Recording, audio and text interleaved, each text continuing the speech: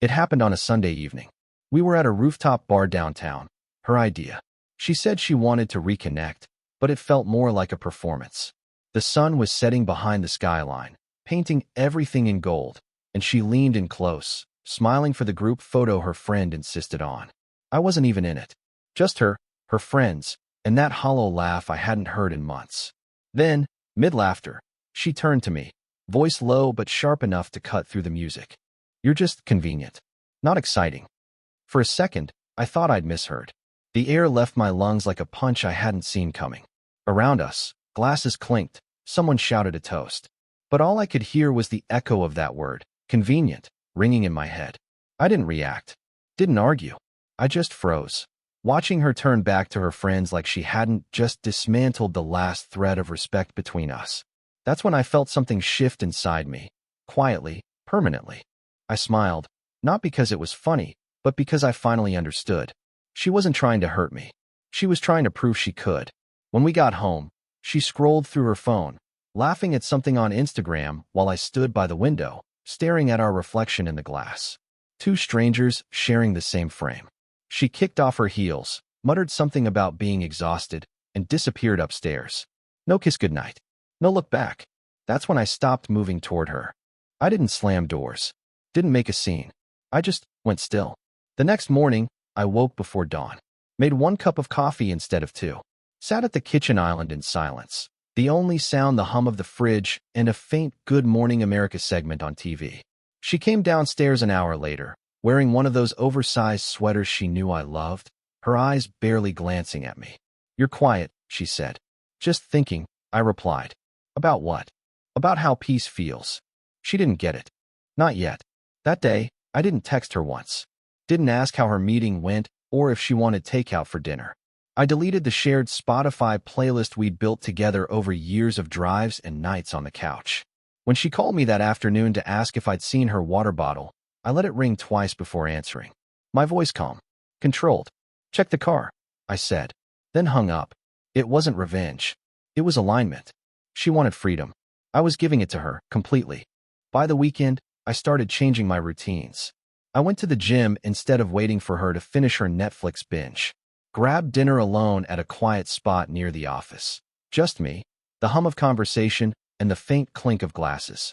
I noticed a couple at the next table, laughing over shared fries, and it hit me how long it had been since I'd heard that sound from her. When I got home, she was sitting on the couch with a glass of Chardonnay, scrolling through her phone again. Apple TV paused on some romantic drama. "You didn't text," she said flatly. "I didn't have anything to say," I replied. For the first time in years, I saw her eyes flicker, not with anger, but with uncertainty. She looked at me like she was trying to recognize someone she thought she knew. That's when I knew it was working, because sometimes the loudest way to leave is to say nothing at all. She didn't notice it at first.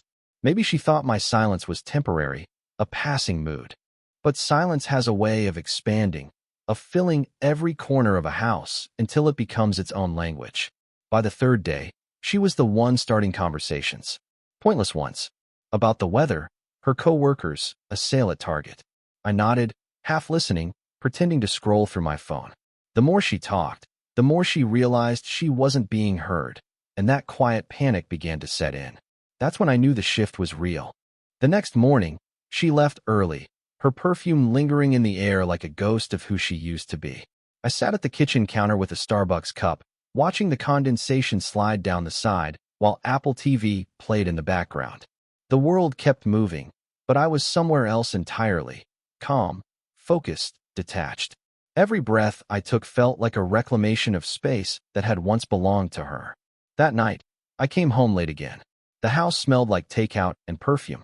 She was sitting on the couch, hair perfect, wine in hand, pretending to be unbothered. Netflix was paused on a romantic movie, one she used to make me watch. She looked up when I entered, her tone carefully casual as she mentioned she'd made dinner, my favorite. I nodded once, said I'd already eaten, and walked upstairs. No explanations. No apologies. Just movement. That wordless detachment hit harder than any argument ever could. Over the next week, the air between us thickened. She started dressing better around the house, subtle makeup, little changes meant to draw my eyes. I didn't give her the satisfaction. I focused on my routines, Early gym sessions, late drives, quiet dinners alone. Spotify became my companion again. Not our shared playlists, but my own. Songs that reminded me who I was before her moods dictated the temperature of my days. She tried to test me. One evening, she came downstairs in a silk robe she hadn't worn in years. The kind of thing she used to wear when she wanted to be adored. She lingered in the kitchen doorway, watching me rinse my dishes. I didn't look up. She asked if everything was okay, and I said I'd never felt better. I saw it in her eyes then, the crack forming, the unease she couldn't disguise. She wasn't used to being on the other side of indifference. That night, I lay awake, listening to her breathing beside me. Shallow, restless. She turned, probably expecting me to reach for her like I always did. But I stayed still. The silence between us was no longer empty. It was power. She had built our life on the belief that I needed her to feel whole. And now, she was realizing the truth. She wasn't the center anymore. She was the echo. I knew the silence was starting to bother her when she began narrating her days again, like a stranger trying to reintroduce herself to someone she used to know. She talked while making coffee, talked while scrolling through her phone, even talked to the dog we didn't have. I listened without responding. My quiet had become a mirror, and she was starting to see herself in it. One evening, I came home from the gym later than usual. The house was clean, too clean. Candles burning, table set for two, a bottle of wine breathing on the counter. The scent of her perfume lingered like bait in the air. She looked up as I walked in, smiling with that mix of confidence and uncertainty she used when she was trying to rewrite history. I said nothing, went to the fridge, grabbed water, sat at the counter, and started scrolling through my phone. Her smile faded, replaced by that tight-lipped look she wore when control began slipping through her fingers. She told me she'd made dinner, some elaborate recipe she'd seen online. I nodded once, said I wasn't hungry, and went upstairs. I didn't slam the door. I didn't sigh. I just left her there in the flicker of candlelight, surrounded by food she'd cooked for a ghost. That was the night I knew the balance had officially shifted. For years, she had dictated the rhythm of this house. When we spoke, when we laughed, when we touched. Now the rhythm was gone, and she was dancing alone. The next few days followed a pattern. She would test, I would withdraw. She'd come into my office with casual questions about bills or errands, pretending to be engaged, pretending to care. I answered with the same flat calm every time. No tension, no tone, just distance. It unnerved her more than anger ever could. On Thursday, she showed up at my office unannounced. She said she was in the neighborhood, wanted to grab lunch. Her timing was deliberate. She wanted to check if I'd been out with someone else. She scanned my desk, the room, even my reflection in the window, looking for evidence of change. She didn't find any, and that unsettled her more than if she had. That night, I sat in the car outside our house for nearly an hour before going in. Spotify played quietly through the speakers, songs I hadn't heard in years. I thought about how peaceful it felt to exist without needing to explain myself. Inside, I could see her silhouette moving from room to room, pacing, checking her phone, pausing at the window like she might see me returning to the man she used to control. But I wasn't returning. I was recalibrating. I had learned the secret she never understood. Sometimes the most powerful thing a man can do isn't to fight for peace, but to become it. And that peace was finally mine. It was the following weekend when she finally cracked the illusion. Saturday morning sunlight poured into the kitchen, and I was already halfway through my Starbucks coffee when she came downstairs in workout clothes that looked too new, too deliberate. She said she was meeting friends for yoga, but the way she paused by the door told me it wasn't the full story. She lingered, waiting for me to ask who she was meeting or when she'd be back. I didn't. I just nodded, turned back to my laptop, and kept reading. She left without another word, but I caught her reflection in the glass, confused, maybe even insulted. When she returned that afternoon, she had that restless energy people carry when something hasn't gone according to plan. She clattered through the kitchen cabinets louder than necessary, humming a tune she clearly didn't know. I stayed seated, silent, scrolling through my phone. Eventually, she stopped pretending and asked if I wanted to go out that night. I told her I already had plans. She froze, her smile faltering just long enough for me to see the hit land. That evening, I actually did go out alone. A quiet restaurant downtown, low light, soft jazz, people laughing in corners about nothing important. I ordered steak and a glass of red wine, the kind I used to share with her. There was no tension, no eyes across the table waiting for approval. Just peace. The kind you don't notice until it's gone. When I came home, the living room was dark except for the glow of Netflix paused on the home screen. She was sitting there, hair still up, makeup untouched, a glass of untouched Chardonnay sweating beside her. She didn't say a word. Neither did I. The silence stretched between us like a wire pulled too tight. Then she broke it, asked where I'd been. I told her simply that I'd needed air. That was all. No lie, no elaboration. She nodded, jaw tense, then looked back at the screen as if pretending not to care could undo the truth. But I could see it in her reflection, the first flicker of fear. The next morning, she woke earlier than usual, tried to make breakfast, and even brewed coffee for two. The smell filled the house, warm and nostalgic. She placed a mug near me as I worked, waiting for acknowledgement. I thanked her, took a sip, and went back to typing. That was the moment her shoulders dropped. Not in relief, in defeat. Because she finally understood something I'd learned weeks ago. You can't rebuild trust with routine. You can't unburn what's already turned to ash. She had spent months teaching me how to live without her. Now she was realizing I'd learned the lesson too well. By the end of that week, her confidence had begun to crumble. The small, calculated ways she used to maintain control, delays in affection, selective attention, those subtle power games, had stopped working. It was like watching someone try to light a match in the rain. Every spark died before it could catch. She started checking my phone whenever I left it on the counter, glancing at the screen like she was hunting for evidence that I'd moved on. I hadn't. But the beauty of silence is that it doesn't need proof to make someone spiral. One night, I walked in late again. The living room lights were low. Apple TV paused on a romantic drama she hadn't finished. She was sitting there, tense, eyes flicking between the door and her wine glass. I set my keys down, calm, steady. She asked where I'd been. I told her I went for a drive. She nodded too quickly, the kind of nod that hides something. I didn't press it. I didn't need to. That was her habit, not mine anymore. Later, as I sat on the edge of the bed scrolling through my phone, she stood in the doorway, watching me. Her voice broke the quiet, asking if I still loved her. I didn't look up right away. I wanted the pause to speak first. Then I said, evenly, that love doesn't disappear. It just gets quiet when it's not respected. She didn't reply, just turned off the light and lay down beside me, facing the wall. The next morning, I woke to the sound of her crying in the shower. It wasn't loud. It was that kind of broken sound people make when they finally realize what they've lost. For a moment, I almost felt something. Pity, nostalgia, maybe even the urge to comfort her. But then I remembered every night I'd spent staring at the ceiling while she scrolled through her phone, ignoring the man sitting 3 feet away. The sympathy vanished as fast as it came. That day, I made a quiet decision. I stopped tracking her movements. Stopped wondering where she went when she said she needed space. I wasn't interested anymore. Instead, I started investing in myself. A new wardrobe, a new gym routine, better meals. Not revenge, just refinement. The kind of care I used to give her, redirected back to me. When she noticed, her voice changed. Softer, cautious, like she was speaking to someone she didn't want to lose again. She started asking if I wanted to go places, to reconnect, to try. I told her maybe someday. But in my mind, I already knew. Someday had already come and gone.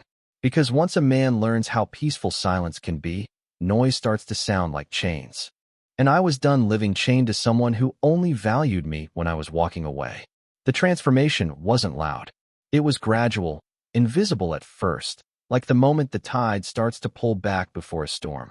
I became lighter, my movements slower but more deliberate. I stopped reacting altogether. Every word she threw at me landed in silence, and that silence unnerved her more than any argument could.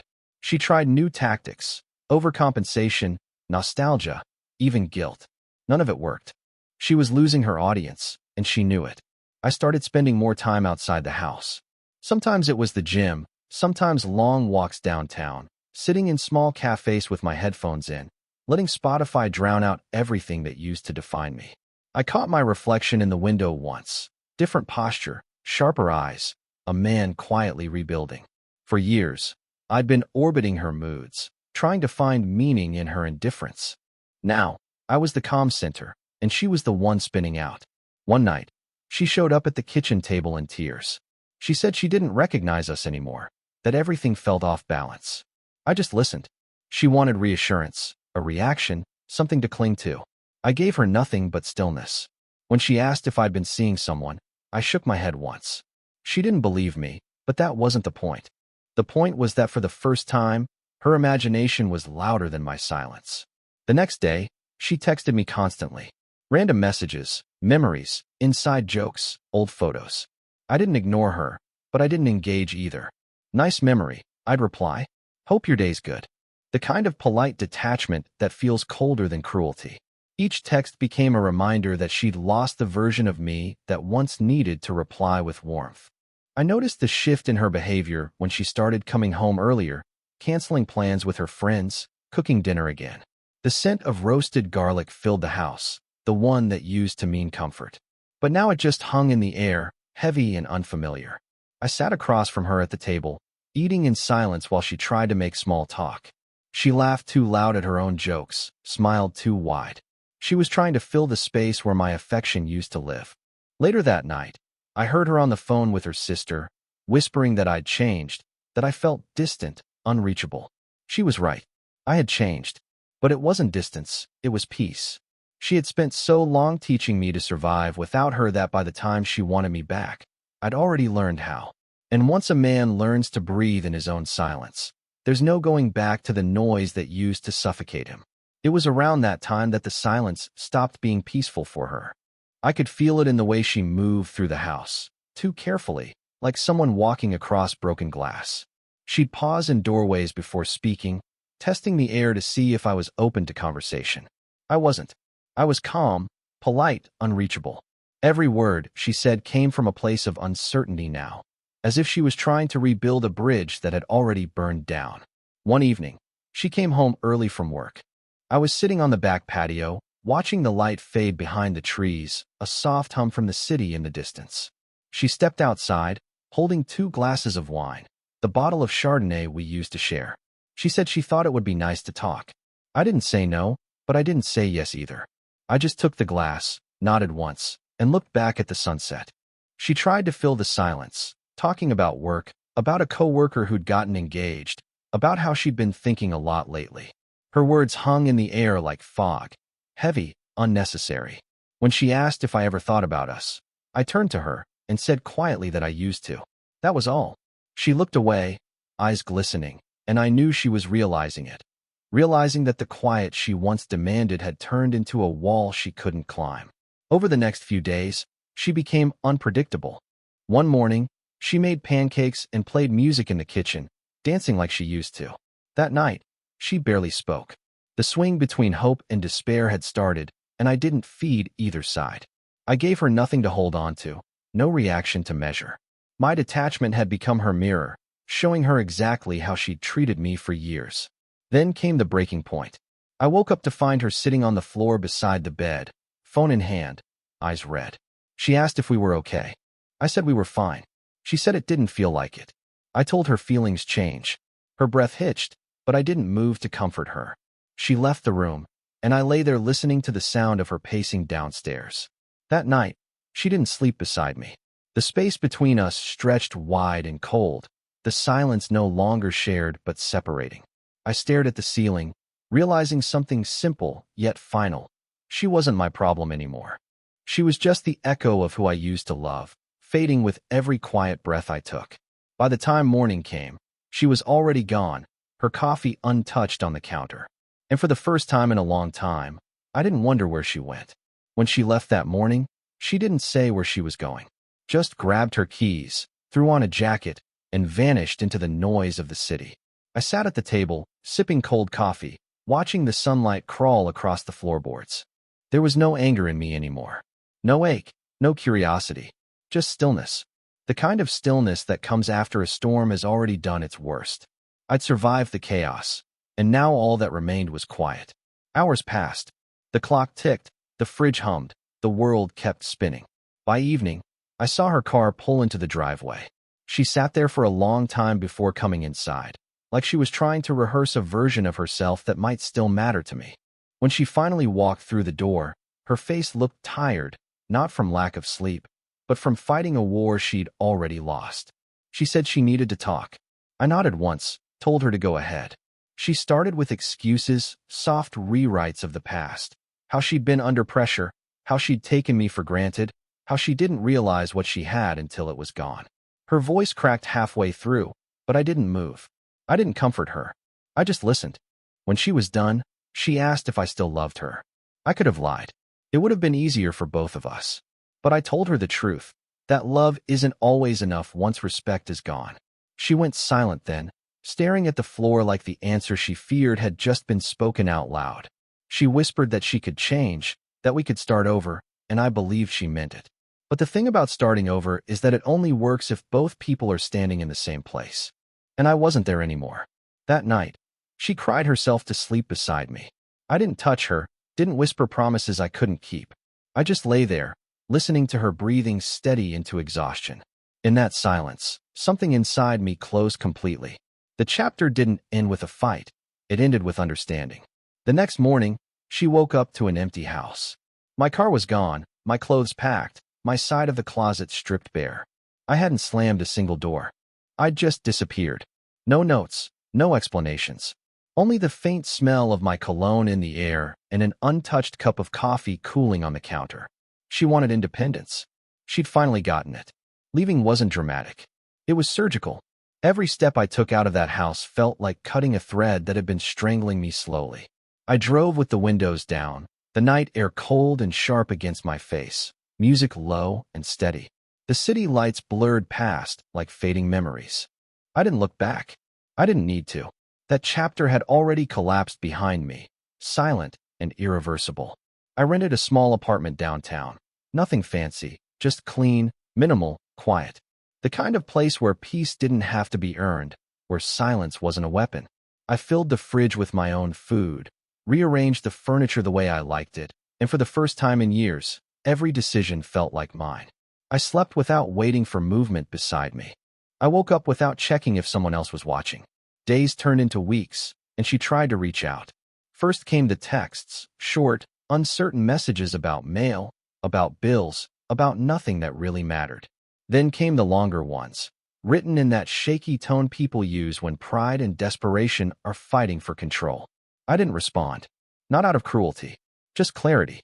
She had taught me that silence was power, and I had learned the lesson better than she ever expected. One evening, I saw her by chance. A grocery store of all places. She looked smaller somehow, standing there between aisles, holding a bottle of wine I used to buy for her. Our eyes met, and for a second, everything froze. There was no anger in her face this time, just something hollow, recognition, maybe even regret. She started to say something, but I gave her a small nod and walked past. The moment didn't need words. Some endings are clean only because they stay unspoken. Later that night, as I sat by the window of my apartment with a cup of coffee, I realized something that made me laugh quietly to myself. She had spent years trying to prove she didn't need me. And in the end, she was right. She didn't. But the irony was that I didn't need her either, and I had finally learned that not needing someone isn't emptiness. It's freedom. The world outside was quiet, the hum of cars distant, the air still. I leaned back in my chair, phone buzzing softly with another unread message from her. I didn't open it. I just let it fade into silence, the same way she once let me. Only this time, I wasn't the one waiting for the sound of a reply. The last time I saw her was 3 months later. A mutual friend's event. One of those social obligations neither of us could avoid without raising questions. I almost didn't recognize her at first. She looked different, thinner, quieter, her confidence replaced with something softer, more uncertain. When our eyes met across the room, she froze like she'd seen a ghost. Maybe she had. I wasn't the same man she left behind. I was composed, calm, untouchable in a way that silence had taught me to be. She approached me eventually, small steps, hesitant smile. She said she was glad to see me, that I looked well. I thanked her. My voice was even measured. No warmth, no bitterness, just distance. She asked if I'd been okay. I said I'd never been better. The way she looked at me then, it wasn't anger, and it wasn't sadness. It was disbelief. Like she was seeing the cost of her choices reflected back at her, and for the first time, she couldn't talk her way around it. She tried to bring up the past, to turn the moment into something meaningful. I didn't stop her, but I didn't contribute either. I just listened. She talked about how she'd been doing a lot of thinking, how she finally understood what she'd lost, how she wished things could have gone differently. When she said she missed me, there was a tremor in her voice, a vulnerability I'd begged for once upon a time. But it was too late. The man who would have done anything to hear those words didn't exist anymore. When the conversation ended, she reached out, touching my arm lightly. It was instinctive, desperate, a final attempt to find the connection she had once taken for granted. I looked at her hand, then at her face, and smiled. A real smile, but not the kind she wanted. I told her quietly, I didn't disappear. I just stopped showing up where I wasn't respected.